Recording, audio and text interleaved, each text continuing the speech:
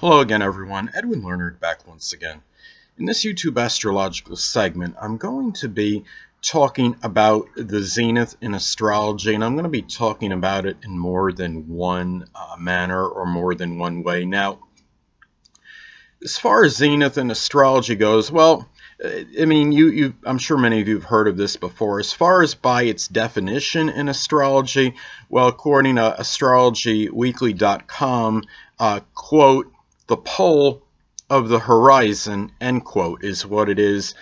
It's also the most elevated point in your natal chart, the 10th house cusp. And if people have a very strong 10th house, they have a lot of astrological energy, planets near it, then, or even just in the 10th house, not necessarily conjunct the 10th house cusp, people are often very strongly dominated by their career, their stature in life, their reputation. It doesn't necessarily guarantee or give assurance of worldly success, but it certainly could give a very strong focus on that if you have a lot of energy there and you have a strong 10th house in your natal chart.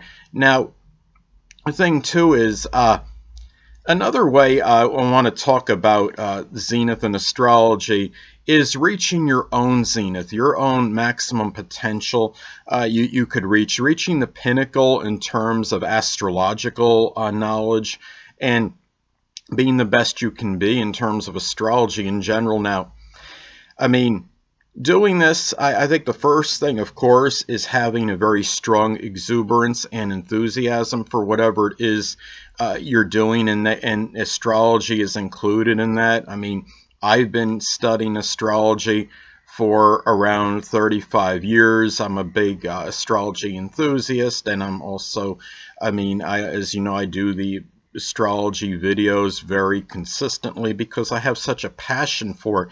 I mean, you got to have exuberance and enthusiasm for whatever it is you're doing. And I mean, you could be doing charts, but you also have to be the enthusiast at the same time in what it is you're doing. You have to see certain enjoyment in it. Otherwise, I think it's difficult to do things well and flourish in them if you don't enjoy it. I mean, the whatever moderate success I've had with the YouTube videos, a lot of that's attributed to the fact that I do enjoy it, and I'm doing it because I love it. I mean, I'm infatuated and enamored with the subject of astrology.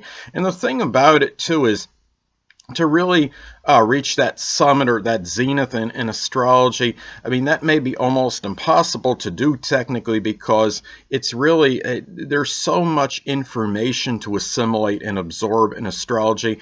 And let's say a new planet is discovered by some chance, that would be something new that you might be able to incorporate with astrology and just really you might think you have all the answers and have all your have this abundance of information pertaining to astrology. Then something new comes along, a new asteroid can be discovered, and then you've got to factor that into astrology. So the reality is there's just so much to learn. And I mean, well, as far as being like an expert, I don't know if anyone could really say they're an expert. Even the real renowned astrologers, the real famous ones, I mean, because an expert, I think, is really having all the information on the subject. And I think with astrology, there's so many nuances to it. I mean, astrology, even a chart itself, it's like really like an intricate piece of machinery with a lot of proponents in it. There's so many things to look at and digest and absorb. It's not even funny, and that's what I think makes astrology really awesome and really great, is the fact that there are so many things associated with it. And you could go on for a pretty good time learning, and you still will not likely reach everything and reach that summit. But the thing is, some books I would recommend, and I've said this at least in one other video. I mean, if you're just a novice in astrology, just starting out, I would recommend The Only Way to Learn Astrology series books, volumes. I guess it's called 1 through 3. I believe it's by Marion D. March and Joan McGivers. You can look that up and Google that and go from there. And also, there's a book. I believe it's entitled Secrets to a Stargazer's Notebook, and it gives a more whimsical kind of look at astrology. I mean, it gives very good interpretations and delineations, but it's almost told like in a conversational way as far as the interpretations go for the ascendants and so on and so forth. So anyway, well, another thing I wanted to touch up on as far as the Zenith in Astrology, this is kind of interesting. There's somebody with a username on YouTube. He calls himself Zenith Astrology. And, I mean, he's left disparaging remarks about various astrologers on in the comments sections on YouTube.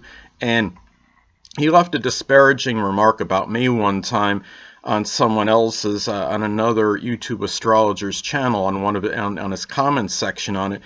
He said something about me being too slow and the fact that I sanitized comments. Well, and another thing he put on there, he put something on one of the Leo King's videos on a comment section, and basically he stated something to the effect that the Leo King should be eating more and talking less, basically intimating or insinuating or what have you that he needs a good meal or he needs to put on weight.